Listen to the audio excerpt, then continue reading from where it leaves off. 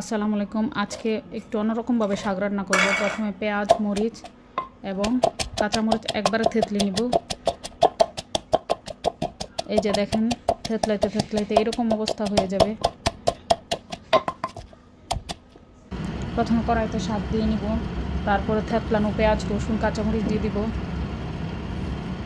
তার উপরে দিয়ে দিব লবণ। লবণটা প্রথমে ভিজে দিবেন, কারণ শাক মিশে অল্প একটু হয়ে যায়। তারপরে দিয়ে দিলাম তেল। তেল দেওয়ার পরে আগুন জ্বালিয়ে হালকা একবার একটু ঢেকে দিব। একটু মজে আসলে ঢাকনা খুলে দিব, আর ঢাকা দেওয়া যাবে না, নাড়তে নাড়তে মিশে যাবে। এই যে দেখেন, উল্টে এখন অনেকগুলো শাক দেখা যাচ্ছে, একটু পরে মিশে একদম অল্প হয়ে যাবে। দেখেন এই যে মিশতে শুরু করেছে। এই যে দেখেন কতটুকু হয়ে গেছে, এক কড়াই শাক একটুখানি হয়ে গেছে। এখন নামানোর আগে লেবু পাতা দিব। লেবু পাতাগুলো দিয়ে আবার সাথে সাথে তুলে ফেলতে হবে, তা না হলে আবার তিতা হয়ে যাবে।